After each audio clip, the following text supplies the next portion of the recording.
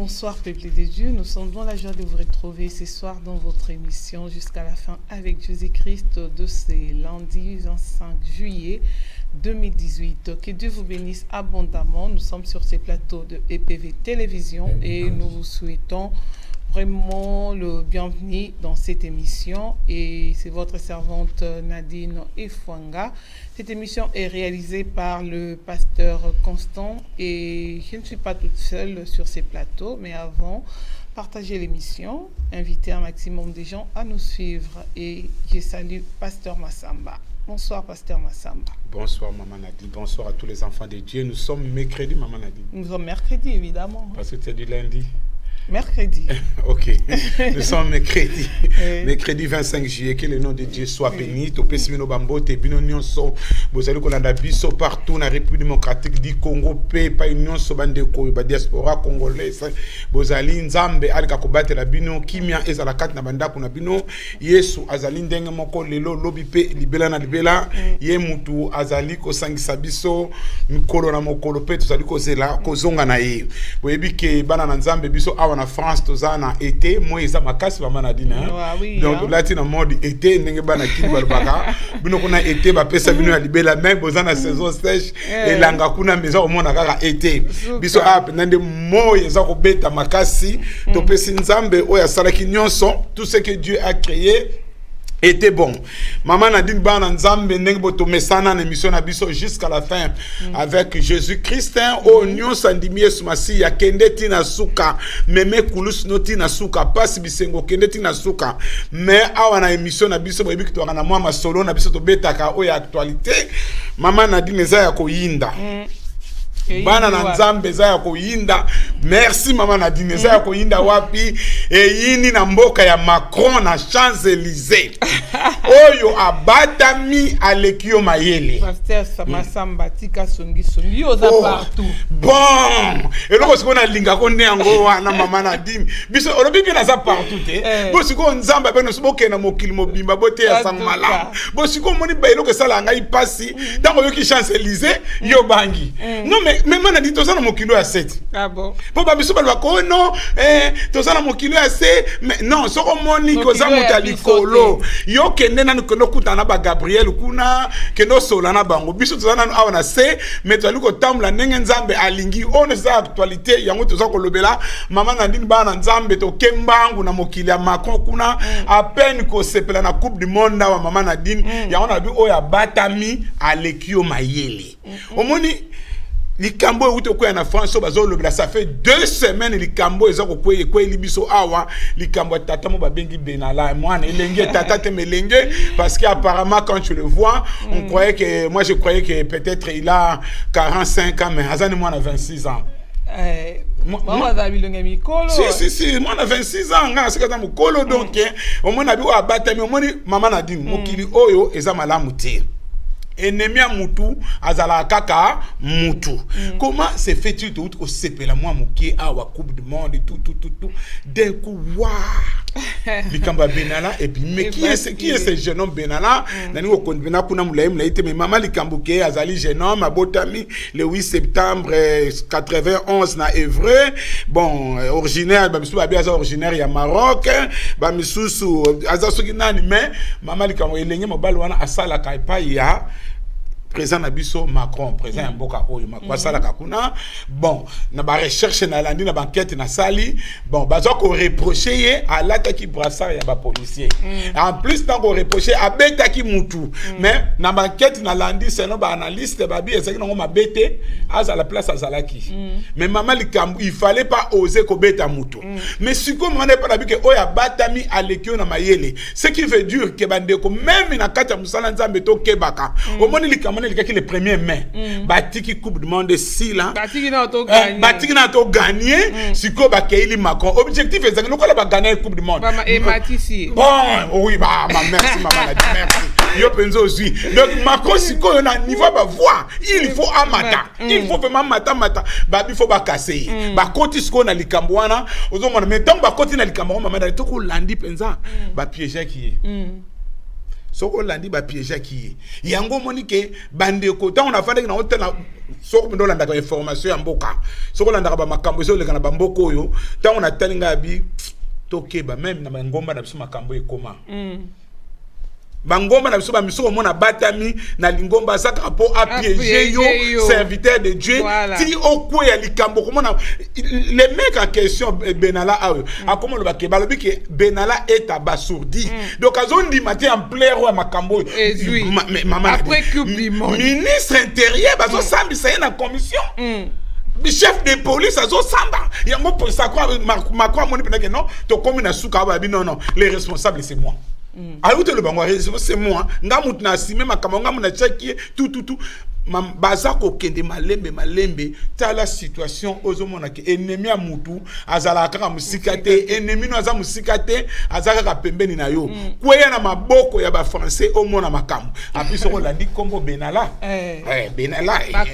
bakombo wana siko ce que ezalaki peut-être kombo nini de au parti poivre d'Arvor peut-être ngo za le monde ba diminution au de Villiers omoni bakombo ezaka ba de wana ngana yoki kuto bongo na yoki ke yende mutu mwana Mamadou Ngwasama kenda ko sauver wana yoye muta asimbaka eza ku monter ya bango mibale yo moni yango te wana ndina monite mama na ayo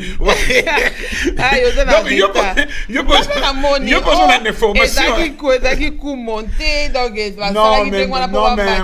non mais maman a dit tozolo ba franchement to lo ba so na obili solo parce que l'émission na zaka muta actualité ça na bato ba le ba passer masamba betlef so na masolo yo muto tiaka biso pena na page donc to keba mokili bande surtout na ba age to kominango to keba même dans nos églises ezana bateau bazo piéger même ba serviteur de Dieu ezana bateau bazo piéger au moins na likambo ko muke église epanzani donc ça ma sujet na biso pendate mais ça sujet to peska kuna na mboka Macron engindi kuna donc to za la prida bana na nzambe to za la prida même na ba misala na biso mais un jour on parler on a ba thème qui est ton ennemi de ba qui est derrière toi donc nous devons faire attention deuxième lisolo maman Nadine ezaya ko yinda lisusu o esko communauté congolaise Maman Nadine po mikolo na kena château rejeté na kete beaucoup na poto katsa na pemi mikolo na mote suke ko mo belé na pemi donc maman Nadine kana bitala talaka neto misana kotala est-ce que na tuna question biso ba congolais to ko kufa liwa moko naturel te ke muta kufi penza ke badbi ke toto solo on a pasteur Jean-Marie tu peux comprendre même iko kwa kufi na 99 le quoi ça kana bana na poto baliye poza na bana na poto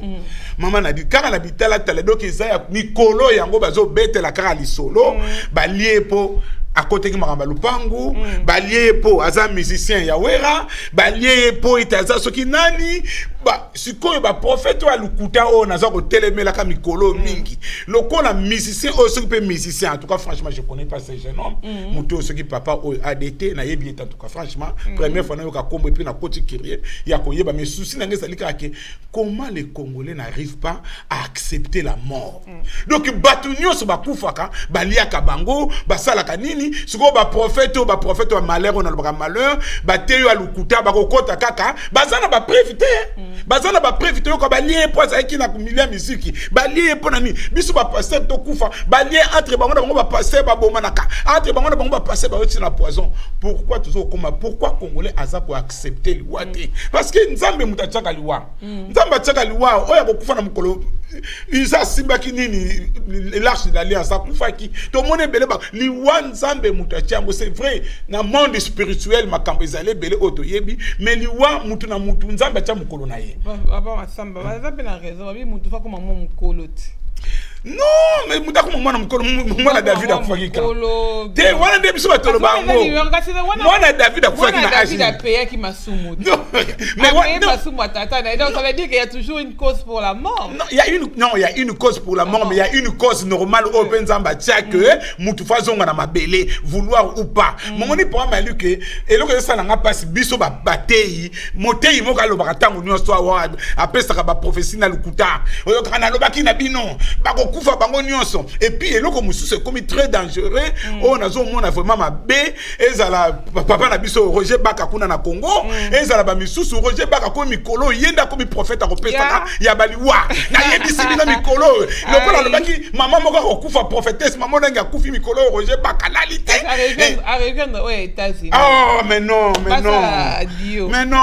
ngana OK ça na okuta na Roger Baka kuna quand tu es serviteur de Dieu yango to lobaka na kana biso moko désordre cacophonie na bata mukili ba otala biso babi mais eloko ni boss siko komika akokufa naza ko sakola pasteur mokazo okufa mikolo elobi na ogaso bongo na nga okufa na okufa te na nga okufa te esengoni leza na ipola mutu akufa esengoni ni yomo sana ngo prophète aka ba okufa na do kebisa mais qui est tout le monde mourra la mort n'est pas une non donc on dit biloko oyo mama na on azolo bana yo ke exemple na ya kopela ba réseaux sociaux tout yango baza ko lobela bana na nzambe tondi makaliwa soke ye na ngoto yebi nenge ko yela te soko pena ne kweli yote na ne kweli yote na pesa que témoignage ngata ne kweli kibiso oto yoka to kanga mato Dieu merci nous sommes dans le Seigneur. Vous savez quand tu n'es pas dans le Seigneur kweli yo okomona vraiment makamoro nenge zalaka parce que mokila somba na ndenge na ye donc ezali mama so na biso poto we la tato kota vraiment na sujet na biso nzamba pambola bino bande ko bozana Suisse bozana Canada boze belé rabino pasteur Masamba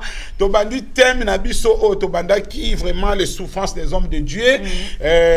to titre les choix parce que na check vraiment les trucs ou les triages mais on a préféré les choix parce que les choix ils ont vraiment na niveau ya théologie ils ont bien bah bien abiso que na check boso trier donc ou les choix trier ngolo ba classer répartir les différents éléments d'un ensemble en groupe selon quelques critères ou sélectionner choisir parmi des personnes ou des classes en laissant de côté celles qui ne conviennent pas. Bana na nzambe tikete nkolo azwa lokumu mama Nadine eloko ezaka pasi na kati ya ministère les choix les souffrances des hommes de Dieu eloko nezo panza lingomba soki comité directeur entourage ya pasteur choix nango eza mabe o babenga les colonies ya ministère to colonie ya église ba fondation nango eza mabe choix eza mabe église ekozala ya koningana yango monte ngito ba ke souffrance nini biso basala na nzambe to mona koma to komaka na ba difficulté pona ko pona mutu to komona pe na kati ya bible comment ba oyo pe nzamba bengaki balingaki basola ba erreur mais heureusement le Saint-Esprit était là ko ça la choix maman Nadine ezali facilité parce que une église par définition de babina biso ensemble de chrétiens donc ensemble de chrétiens ou communauté chrétienne une église babina biso édifice dans lequel les chrétiens pratiquent leur culte. Donc une église pour le comme si on a problème à l'église bah prophète ngo ba bimé belé église za na tina mon côté sortez de leur bâtiment bo vendre la bandaku bande ko ke bana ba doctrine wana. Donc comment la question que je me suis posée avec qui travaillerai-je? Nani na ko travailler na ministère na banani to ko travailler na bango pour vision o nzamba pesi to kende liboso nzamba benga ka pesa ka provision ngi to lobaka mais faut un discernement avec qui on ko travailler na ye parce que notre Seigneur Jésus lui-même à kota ki mabonde la Bible dit Jésus pria il a prié Jésus pria toute la nuit en priant après abani ko pona aponi les 12 apôtres na ko pona ba 12 apôtres. Bon, Judas a comme exceptionnel parce que l'un de vous est un démon pour ma écriture ça la nini et kokisama. Lelo na mangomba na biso mama na dini so ki pasteur a tie mwana na ye pasteur a memi ngambo. So ki pasteur a tie mutu oyo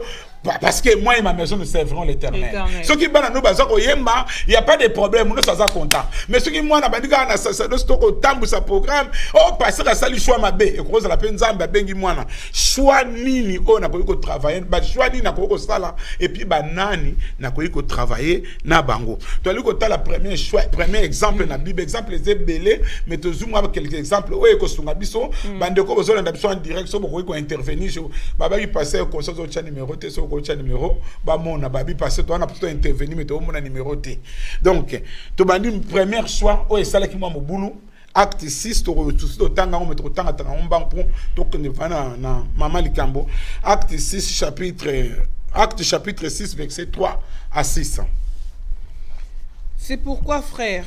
choisissez parmi vous 7 hommes de qui l'on rende un bon témoignage qui soit plein d'Esprit Saint et de sagesse, et que nous chargeons de cet emploi. Et nous continuerons à nous appliquer à la prière et au ministère de la parole. Cette proposition plut à toute l'assemblée. Ils élurent Étienne, homme plein de foi et d'Esprit Saint, Philippe, Prochor, Nicanor, Timon, Parménas et Nicolas, prosélytes d'Antioche. Ils les présentèrent aux apôtres qui, après avoir prié, leur imposèrent le main. Ok. Bana na nzambe boyoki bino moko ndenge mama tangi biso na lopoto na lingala babino soka na verset 3 kasi boluka bandeko sambo na kati na bino oyo bazali na bizaleli ya malamu batondi na molimo mosanto pe na mayele bongo topesa bango mosala wana omoni mama Nadine bana na nzambe eloko ezo bomba église na biso tozo okota na ba critère oyo bible ezo senga na biso te tala critère pour na kosala choix oyo babi bato baza na témoignage ya malamu Bachepe mayele pesa ko compter. Donc sagesse na intelligence et contaki et puis bateau pe oyo misana la bango za ko mona na kati na lingomba so to baxi po baza na komikitisa. Ozo mona tango batali ngwana na kati ya lingomba ba yeko pona 7. Parmi les 7 personnes to moni Étienne homme plein de foi et d'esprit. Et puis tu as Philippe, tu nombre zaki 7 diacres. Na baponi 7 wana. Na choix oyo ba salaki, balobi ke ba présenter bango na lingomba, pe lingomba et sepelaki. Mama Nadine eloko nini ezo sala mobulu bana na nzambe. Boko sala choix na kati ya lingomba, soki pasteur asali faux pâté église kabwani.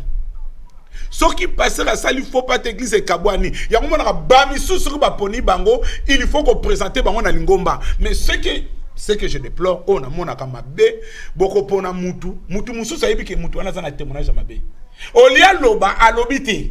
Alobite mais tant boko bima anga zaki d'accord te. Pona ni ba pona ki frère nan, pona ni ba pona ki sœur nan, mais to moni que le choix oyo ba salaki ezalaki choix moko malam, la preuve en est que to moni que na tout au long il y a acte des apôtres. Philippe a oumela nan Étienne a oumela kité ko kufa na ye, Étienne a dit que je vis le Seigneur debout à la gloire. Et puis to zo mona Philippe a continué à que ti a sali musala évangéliste. Oh nzamba zo ba proche de ses chars, baza bato ba salaki, bato to ko pona na diaconat de to baki leki baza bato pe ba ko kuma pe na 4-5 ministères soki pe na ba mo pe ba persévérer soki pe baza na botosi na oyo aza ko kamba bango. Donc on est allé que la première chose comme on a que ba critère on est allé qui très important au monde une église mbala mingi ba critère monsieur za ko bebisa biso au monde to ko pona ka ngana za lokwa na mundi buboye na ponika ba ndeko na ba Congo baza tout autour yanga net église mususu na monaki tout autour ya pasteur ba zombo na ba zombo batondi wana soki ba bandiki zombo wana donc yoso ko za mtswahili ozasu na place te église msoko kene ba luba na ba luba ba touré pasteur eza na ngoma bete mais nous devons faire attention choix autozopona par rapport ya ba tribu choix autozopona par rapport ya mi moko to mesana ne master nanga na ti mais suka et makabiso na ba désordre. Nous devons choisir des gens selon les critères de Dieu et les souffrances des hommes de Dieu eza na bato baza influent. Mama Nadine ezana batu oyo tolingo tanga sikoyo libanda ne kaka ya pamba soko za na discernement te okopona mutu et puis lingombe soke na okufa. Donc to ba choix wana esalami mingi na église surtout ya biso to pengi église a réveil. Donc to tanga na Mama Nadine na acte na 1 Samuel pardon to ke na Ancien Testament. Bon, vous avez un 1 Samuel union sur 16, autant qu'à verset 6 à 7. 1 Samuel chapitre 16, verset 6 à 7. 1 Samuel 16, 6 et 7. Lorsqu'ils entrèrent, il s'est dit, en voyant Eliab, certainement loin de l'Éternel et ici devant lui. Et l'Éternel dit à Samuel, ne prends point garde à son apparence et à la hauteur de sa taille, car je l'ai rejeté. L'Éternel ne considère pas ce que l'homme considère. L'homme regarde à ce qui frappe les yeux, mais l'Éternel regarde au cœur. Soukana na Mama Nadine, na ngala balobi na biso, tango bakomi Samuel amoni Elabi pe amilobi. Ya solo moto oyo ya waponi ye oyo. Tala Mama Nadine, nous devons faire attention basali na Nzambe, tomi kitisaka liboso sous na autorité ya Nzambe. Molimo mosanto atambolisa biso parce que musala otozo sala eza misala na biso te eza assemblée nationalité baba zoko élire ba député kuna songi ndenge nini mutaponi mutu parce que aza master na ye omoni awa tozomona mutu lokola Samuel oyo akoli pena na maboko ya Eli oyo pena Nzamba zoko utiliser mingi tango akota kina libota ya David po bapona po David abima tala berer oyo elinga ko salama tango amoni Eliab balobi ka mona ki ndenga zali mbinga ndenga za costo alobi ke ya solo certainement mutu Nzamba poni yeyo mais bible bina biso ke yawa alobi na yeke yete ngai na talaka motema me bino batu botalaka libanda mama Nadine place on a lobaki que combien lelo na l'église na biso combien lelo biso ba serviteur de Dieu to senga discernement des esprits to senga mayele na choix auto zali kopona nani boko travailler na ye soki bo sali choix ya mabe ndeko lingombe koningana je suis témoin et na mangomba na biso oyo ngana zalaki na France choix zalaki mabe dès le début to zalaki na papa pasteur na biso pe son nom pasteur Maimona ta ngana wuti angola na tuni papa Mainga papa Maimona nazo mona choix oyo eza malamu te c'était dans les années 89 ta ngana équipe France d'accord dès le début déjà nabi papa nazo mona choix eza malamu ta bilanga frère Massamba frère Massamba so oke na mboka bababa okote ya bango na munoko oyo to kote ya bango na kibaba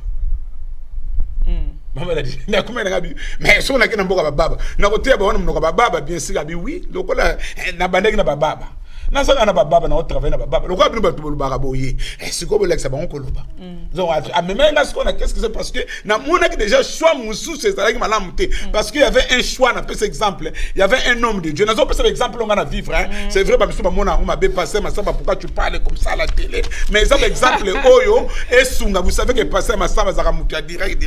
ngal ngalo ba vérité tant on a comme na biso pasteur de fait Maimona bi pasteur Maimona moni pasteur oyo muninga na biso oyo place au tché eza place na été histoire fait je suis devant la télé nabi pasteur place au tché mutone za place na été non pasteur Massamba za makamba kasi mingi ngaza ko batata te ndenga za wana ko sala kangabi papa osali choix mabe risque zali plus tard machaki te me lelo église ekufa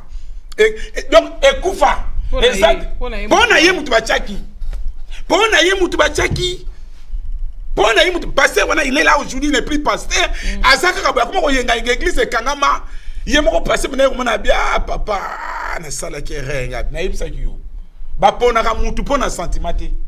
omoni awa ne l'église na biso lelo tala makambezo le kana l'église lelo par rapport à mon expérience na yebisa ka histoire de la communauté congolaise na vandi so na pesi l'église na lebisa ki église a pasteur Mathieka yeye ya patriarche na biso ko lo ba lelo eza sunenge zalaki te ya na biso mo besoin ya ka eza sunenge zalaki te génération to za lelo to keba Papa Petrus nouvelle alliance dans ma campagne et ça sous n'engagé à la qualité na kota begiz wana nyonso pourquoi tous sont des mayele c'est ça la vérité ba choix musu to sali yango le to za ko futa biso sko génération oh yanga ko za na génération kala na pasteur Massamba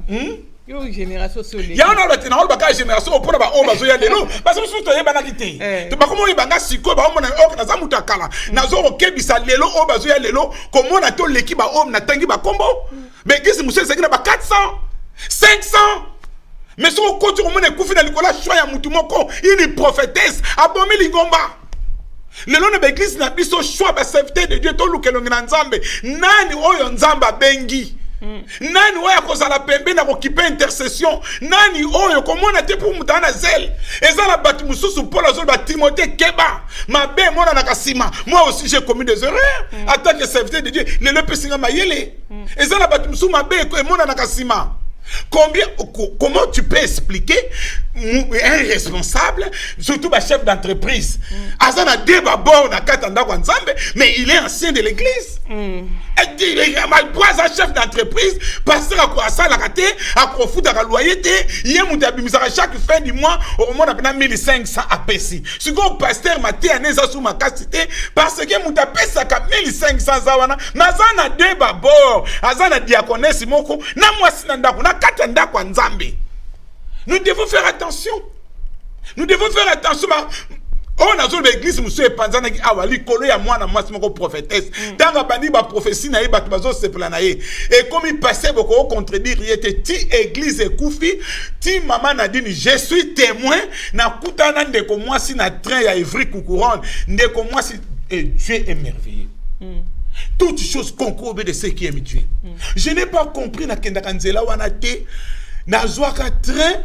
et na gare de Lyon na zako ko tala ndeko moko na kutana ndeko mwasi na zo solane mama boni malam na bando te ya na bando oyebi soki église panzani oyebi ndenge kanda on ezaka na bato siko muto na zo solana ye bazuye déjà ndoki mais ngana ye bakite na zo meka ko lendisa ye ko kosa ko ndimate na mona ka na kati ya train to comme bina peme na gare abi pasteur frère Masamba merci mama Nadine ndeko mwasi afongoli liputa tozali na kati ya train histoire vraie abimisa boye couteau alobi papa nzambe mutatindi yo na bana ko kende lelo mutalinga ka kufa ubango unga papa na sandoki te mais bazwinga ndoki na prophétesse wana mobile nanga komi ndeko lelo to sambo na Paris lelo mabambeli yangoyo frère nazozonga abaluka azonga nasunga mobile ne pasteur Masamba azalia na tangi kombo tant on a maté ya oyo je ne suis pas là pour rigoler choix en église toke babandeko omoni awa Samuel alinga ko sala erreur munene o tozali ko sala mais lokoni ne bikisaki Samuel tant on a tangi ba komatete tant on a sali recherche nous devons être remplis du Saint-Esprit théologie te mute ko sala biso to ko tanga na yo mingi mais si nous sommes remplis de la plénitude du Saint-Esprit le Saint-Esprit était en contact avec Samuel alobi yete yete balexis mususu a tel pas comment na suka lobi mais papa Isaïe bana nyoso sana bango yeyo habite moko azana na zamba ye kutrocheke kate abokola banyama abiye wana nde tango mona ki David contact salami obi keto ngane loko moko nzamba tsaka biso nous sommes remplis de la plénitude et nzamba fongola biso misu ezana mutu muso azana kate na likombo ko mona vanda ka timide tango so alobaka pété ye wana peut-être nzamba poni biso ko na Saint-Esprit Seigneur ko pona ye wana zala na ye bo sala na ye donc les choix des serviteurs de Dieu toke baba na nzambe tozana bande ko mingi oyo par rapport à mon expérience dans ministère na moni batu mususu wa ko mona zel ndenge na pesa ki témoignage ya ndeko muso ayaki ndeko mobala ye na kata ndoko nzambe tozo ke ko évangéliser mama na di tozo ke ko évangéliser na niveau moko ko saka na te o mona bengi passer toke na voiture to landi bandimi to landi molende peso ka bandi prière awo mais na saki prudent na bina benga pa ya utaki na bengi pasteur ne pas ya utaki pasteur na bi papa ko chaye jamais na sacerdoce pour le moment keba lingi nzambe metala oyo tala oyo quelque temps eye ko monana akimaki mama Nadine kasi bino bolinga mingi bato bazazele to baza kasi rere to sala kangwana mama ba non il faut mutuna na bandana na misala ne monana donc il par hôtel sa misala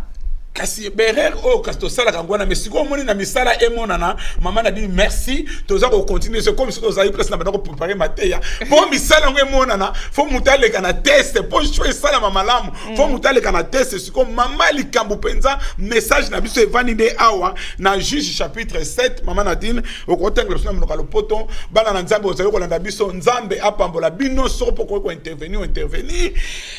to continue maintenant na stratégie de Dieu o ba bengi la stratégie de Dieu. Juge chapitre 7 verset 1 à 3. Jérubbal qui est Gédéon et tout le peuple qui était avec lui s'élevèrent de bon matin et campèrent près de la source de Harod. Les camps de Madian étaient au nord de Gédéon vers la colline de Morée dans la vallée. L'Éternel dit à Gédéon: le peuple que tu as avec toi est trop nombreux pour que je livre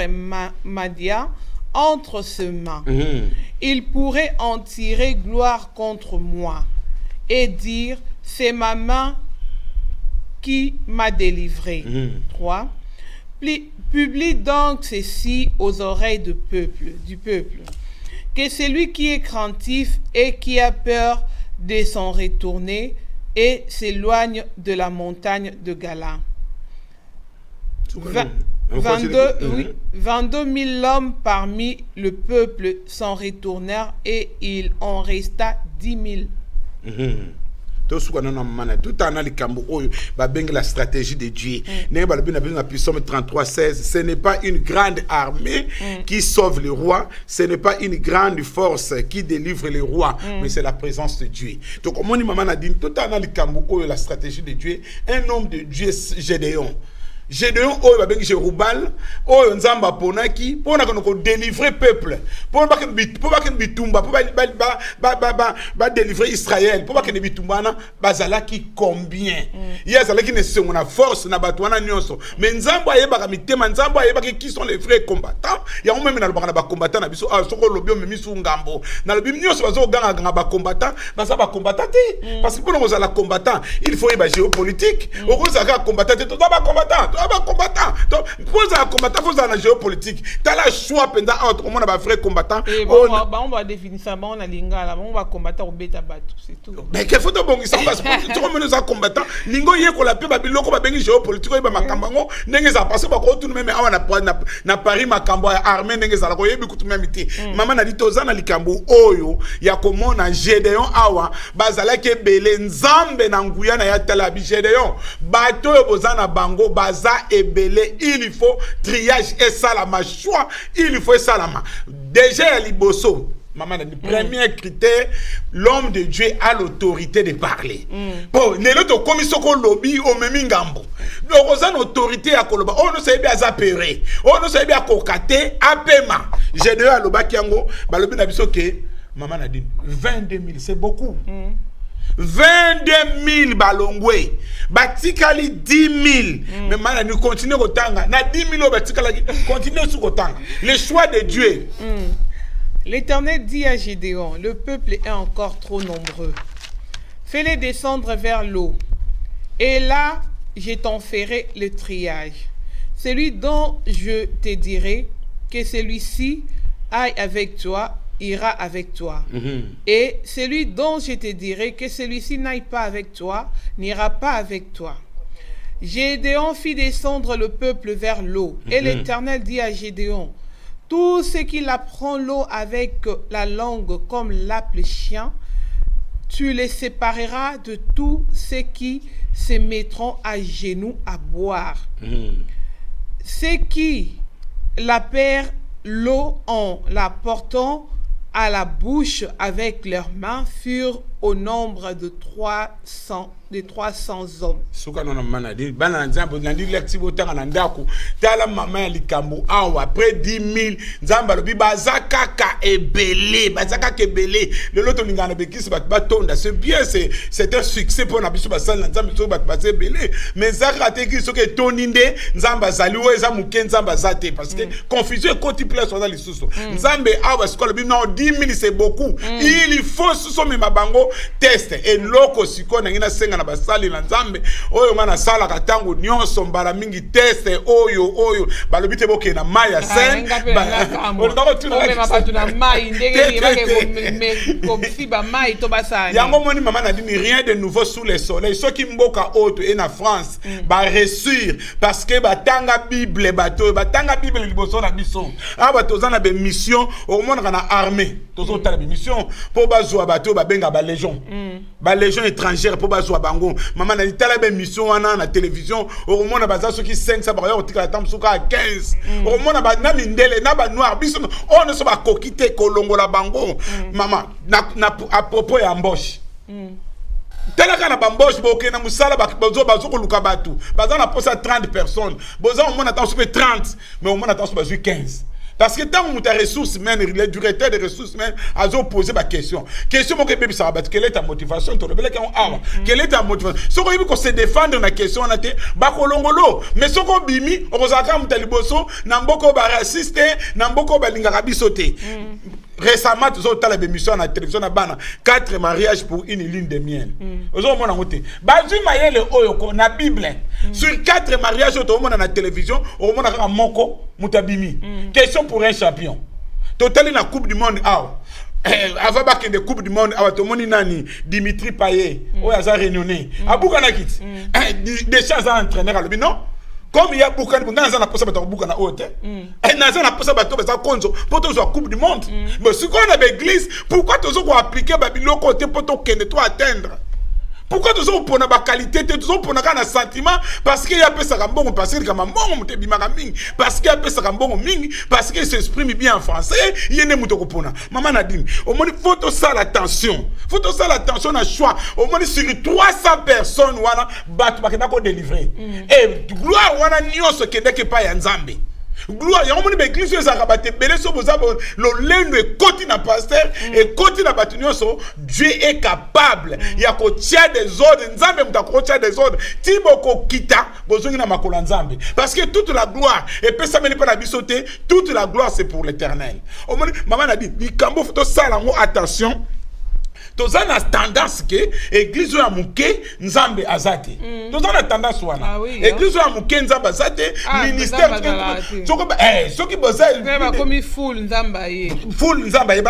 une église insignifiante en nombre peut conquérir le monde pour Christ. Non pas par ses propres forces, mais par la puissance du Saint-Esprit. Les apôtres étaient combien? 12 pour conquérir mon kili. Moni passe. Donc nous devons faire attention à choix de serviteur de Dieu. Les difficultés tozana bandeko, c'est vrai, maman a dit soko bon de la kate, si tu n'as pas la crainte de Dieu, okopona batu bipone là. On comprend? Surtout ce que l'église est bandisika. Surtout ce que l'église est bandisika, okopona batu. On a besoin de modérateur, tout. Ce qu'on a maillé le thème, il y a un habité, ce qu'on poni ma baie, il y a une fondation église à ma baie. Il y a un autre monde que Jésus a zala qui m'a yélé, a zala qui n'a pas choisi naïe, à cause de Pierre, Jean-Jacques. Bango ni bazu grâce. Il y a comme une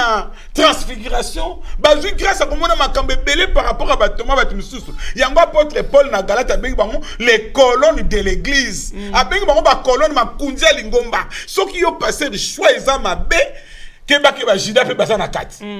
Jida passe na 4. Et un pasteur ça passer mon nom est renommé na bombi comme na Canada, a voyager comme ça en Bangwa. Soka voyage azongi mbangu parce que batatika ki choisa laki malamu te tangu akeka mutabimia memi ngulu panyoso bake ba d'église pas mususu abana ko zela ka passer abima pour y asa des autres à travailler sala musala donc c'est musala bobeta ki sala ya wasali musala to pese merci musala to pese ki sala ya wasali au moins on peut se témoignage moko maman Nadine papa Jean-Marie il est là ngana 50 ans nga papa Jean-Marie s'exprime bien aye kolito kolina ligue campus pour Christ ba fête ya minene souvent to tchaka papa Jean-Marie tambusa ngana za tam su côté mususu mais na 50 ans ngana tchaki était na tchaki était Nathalie 50 ans Nathalie en plein on est ko là na musala zo sana ngabite nazana mutu moko na yebi yaya moko na yebi azana loko yo yebi ninga animaka comme il s'exprime azana peu polyglotte na bato bako yena ba mindele bako ya misala tout ça na papa tango na zoal au début lorsque je na pona qui est comité vandi mais pasteur bonga na Christo sana mutu te OK pona biso mutali banda mutu église mususu mo pona nini o mi comité la nyon or ngane na parce mais tango papa wana tambusi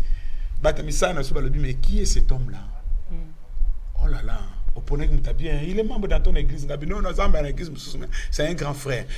Vous animé. Oh là là, animé qui toko. Ce que tel peut faire dans 50 ans, au moins les gars qui bien. Donc parce que et nous le va négliger mutu oyo mais ozoyi ba na place na kotia mutu oyo. Donc biloko na maman Nadine bana na Nzambe esunga biso vraiment esunga biso qui sont tes collaborateurs et comment tu fais tes choix dans le ministère. Faites attention, ne soyez pas pressés papa maman na okeko souk salero na okemulayi mulaite exemple les allez belé mais na wa ko exemple musu na suka choix to keba nango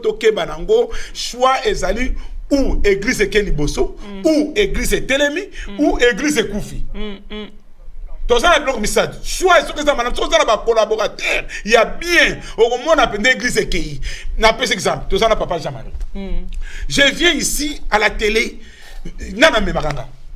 papa Jean-Marie a me makanga pour est-ce que foot ka yembo il est là Aucun jour, il y a un pasteur, tu passes à la télé. Ok, ngana mukumba, ngana compagnie. Hubert non personnel. Hubert personnel et il est béni. Et il est béni. Vous croyez que non mais maman Nadine, vous croyez que Azo Salango pourquoi pour un sentiment ayebi pas to wuta depuis qu'il ça il connaît que le pasteur Masamba ayebi nzamba sala kayebi pas eni tozo kende. Azo Salango pour un sentiment maman Nadine namboko poto tout à l'heure Azo nimba parce que awuti musala Awuti musala mbala moko toye awa na télévision tozozo soki ya zala kité pona yo kozala pe ekozala facilité c'est ça nzambe ba collaborateur nini ozali ko travailler na bango pasteur bino pe ba collaborateur bolanda pe muto yo aponi bino le pasteur to komona Gédéon azwa ki succès po bato sa ki problème na biso bato to travailler na bango bazo to sa yote maman a dit le choix de Dieu teste oya Gédéon basali na nzambe bo applique kango tikana na ba méthode na lobité boke na maya scène boke na ko melama ikuna batu ba la pe batala ka bote na tindi bino makambo wana te mais ezana makambo belé na pesa exemple musu mama Nadine exemple simple mutu mususu aye na kati ya ngomba bozo tala ye okolo bane bo papa faut boke d'évangélisation na mutu azana espérer pour roti na mutu évangélisation de wana te faut tchena mutu moka yebe évangélisation na ye mutu bozana ye a accompagner so monika mutu bandi ko kima déjà à kokite ou bo former et ce qui bo former moni à kokika kate ko lukato luka babindondo au côté na sentiment faites attention na mutu aza ko s'exprimer tant sur na 3-4 langues faut y ba place no ko chaye nga aza na mwana biso Jackie il s'exprime bien en anglais mais na attention na zote en français na tien en anglais pour anglais ne kimate mwana attention pendant 1 mois 2 mois 3 mois aza ko interpréter en anglais aza ko interpréter en anglais pour ça l'exercice to un bac américain moko c'est lui qui a interprété non bande musu ba mec américain moko non biso to yamba américain mo yé muta interprété qui et il a bien interprété mais avant ça la maman Nadine c'est la même note on peut pas témoignage parce qu'on a un peu de temps avant ça lango à Bangui na bino qu'est-ce qu'on va faire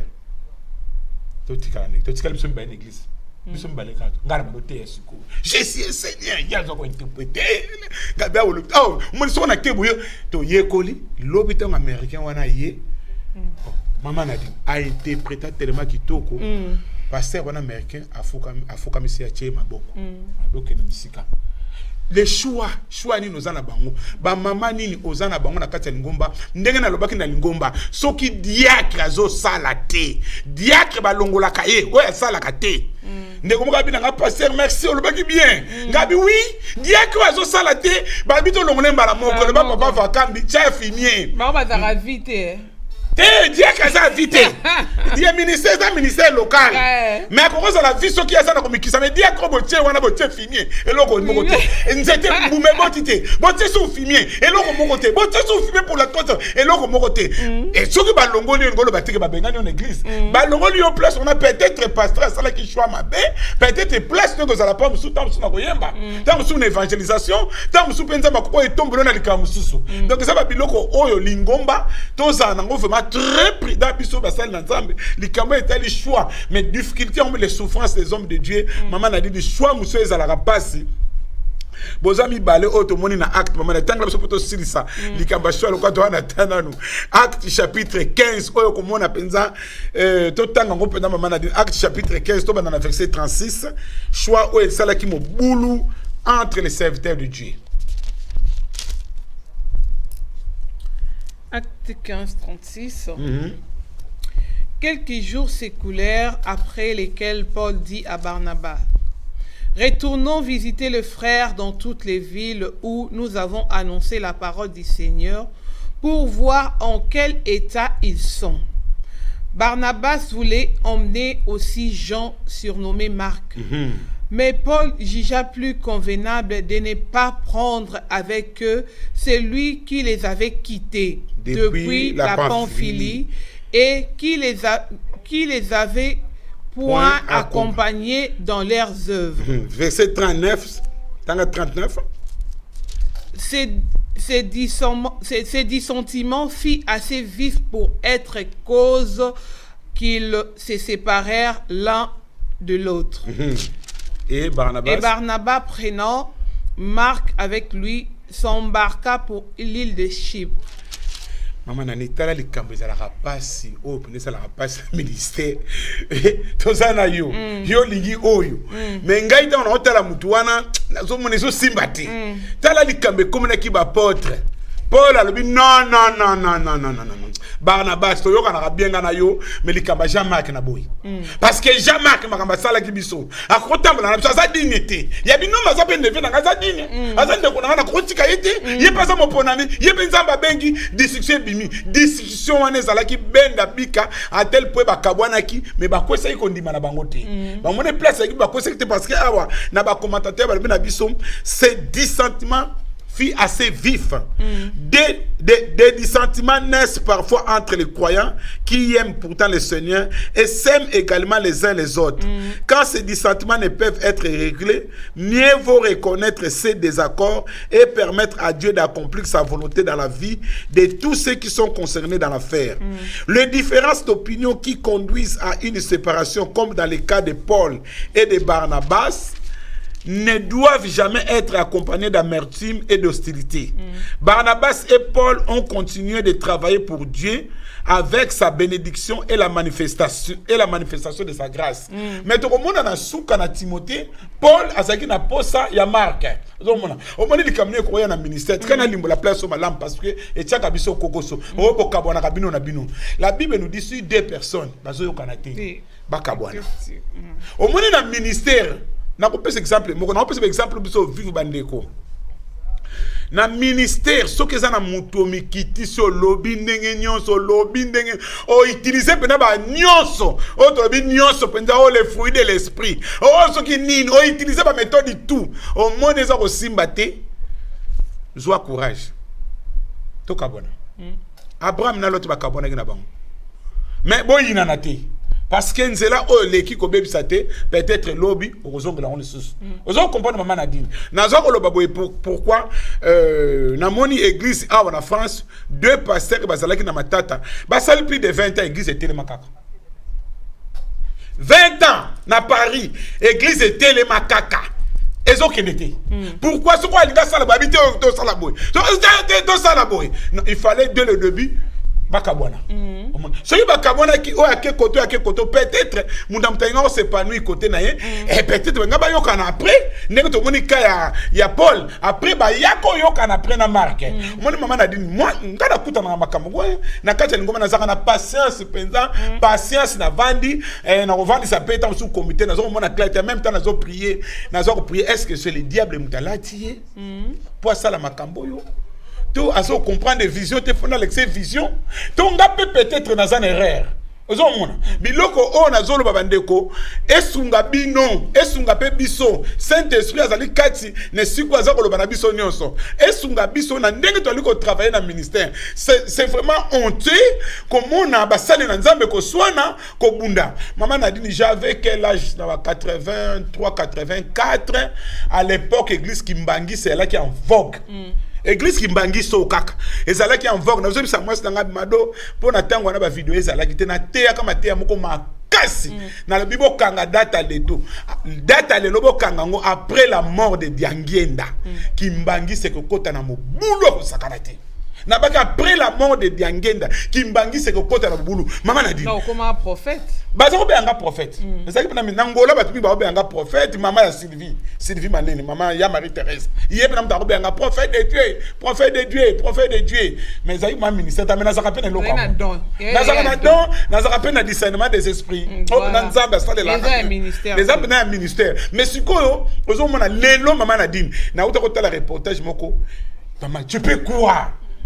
maman, tu peux croire l'église Kimbangi c'est bitumba moko bazo bunda vraiment mais na tout le monde Kimbangi sabi wana za makamba bana to kipango te église koti mobulu soki na kati église simbité maman na dit to ke musikate to kabwana parce que église au moins toza on a EPV télévision soki le na kati ngomba zo kamba lingomba mutu moko azako bundisa boko telema et puis ba o baza faible ndé ba ba so les familles balé bazako bunda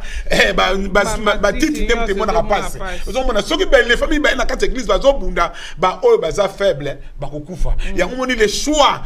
apôtre ba comprendre qui Marc nani Barnabas akene na Marc Paul akene na Silas akene bango mais plus tard ba yako kutana Dieu peut permettre demain tozana matata de lobi to ko yokana pas to ya ko comprendre ngo après peut-être ministère ne zala ki boy au lieu bo vendre sika moko bo swanaka maman na de comme na église vraiment mutaye église ko au moins na ba otana bisu mabe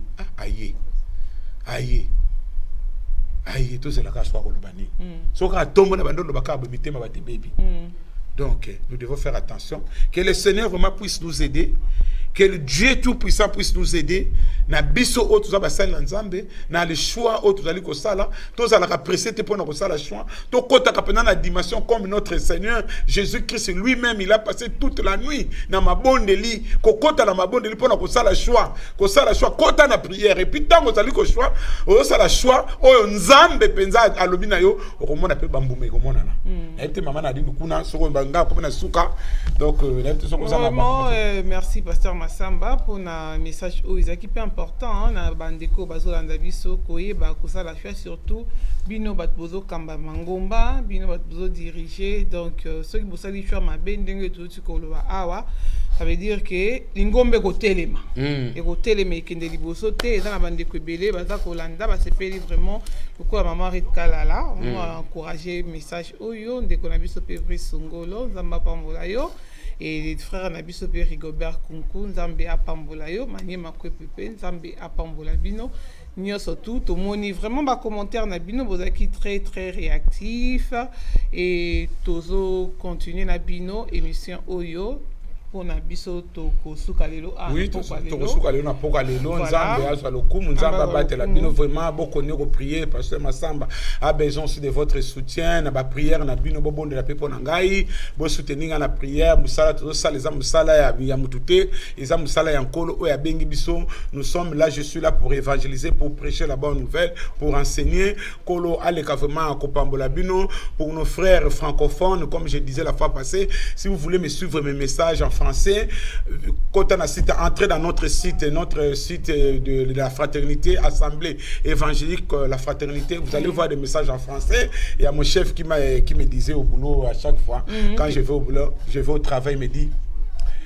je t'ai vu à la télé j'ai suivi ton émission c'était magnifique. J'ai dit, mais est-ce que tu as compris? Elle m'a dit, je n'ai pas compris, mais le verset là, quand la dame lit en français, je comprends. Quand elle est en train de lire, je comprends ce qu'elle est en train de lire là. J'ai dit, ok, pas de problème. Mais il y a des messages en français les dimanches. Elle m'a dit, ok, ah bon, je ne savais pas. Et je lui ai montré, AIF, notre site. Tu peux regarder sur notre site, tu peux suivre des messages en français. Que le nom de Dieu soit glorifié. Tu peux ça, annonce Nabiso. Nzambe aleka kopambola bino sibolandi biso o boza musika Nzambe abatela bino to pesi ba annonce ba to bandili boso na ba mes condoléances to pesi ndeko na biso papa Jambia o pinzo banda na biso banda to yamba te tanto yamba mama Matondo azali ti le lolanda biso uninga na biso papa Jambia en tout cas Nzambe aleka kobondisa yo ba mes condoléances mingi o ya uti kokufela ndeko na ye mama Hélène o ba bengi mingi na kombo ya Mayele ya uti kokufa na Luanda en tout cas kimia Yesu Masia wazali mokonzi na kimia abondisa mitema na bino pe abondisa libota mobimba nyonso eleka malamu tozano elongo na nzela na mabondeli tozana bino elongo famille mobimba Jambia kuna na Nangis Nzambe abatela bino pe tozali kokene mbangu kopesa mbote lelo tozana Canada na Montréal kuna na Québec bino nyonso bozali kolanda biso bozai ebele topesi mbote na leki oyangai le matoni na mama Mimala mama le matoni Mimali Nzamba pambola bino pasteur Pichu mama Eli Paikulu pasteur Fofi frère Tom Sedisidi Chantal Bozé Belé Chris en action kuna Nzamba pambola bino boza vome belé Nzamba pambola bino mama Mimali kuna nkolo abatela bino bolemba pour soutenir pasteur Massamba te na mabonde na bino vraiment que Dieu vous bénisse to kutani mercredi prochain na zongsi maloba epai ya mama Nadina. Moi été dans un boss na mikolo moi été merci on rappelle nga mercredi prochain to comme ya c'est la proverbe proverbe ko ya merci na bossa na kiango en tout cas merci pasteur Massamba que Dieu te bénisse abondamment pour ce message de ce soir et merci surtout à vous nos fidèles téléspectateurs vous qui nous avez suivis à travers le monde nous étions dans la joie de vous savoir si nombreux à suivre cette émission et surtout à aimer et à le partager. Vraiment que Dieu vous bénisse et se souvienne de vous. Nous sommes jusqu'à la fin avec Jésus-Christ. C'était votre émission présentée par votre servante Nadine Efwanga avec le pasteur Massamba. Et cette émission nous a été réalisée par le pasteur Constant ainsi que l'équipe de EPV Télévision. Que Dieu vous bénisse. On se retrouve prochainement, mercredi prochain, dans cette émission. Et dans les jours à venir, dans la semaine, pour les autres émissions. Vraiment, merci à Papa Jean-Marie Dibaoula, qui est toujours avec nous. Et merci aussi à vous tous qui nous avez suivis à travers le monde. Que Dieu vous bénisse. On s'est dit ciao, ciao. Que Dieu vous bénisse. Merci.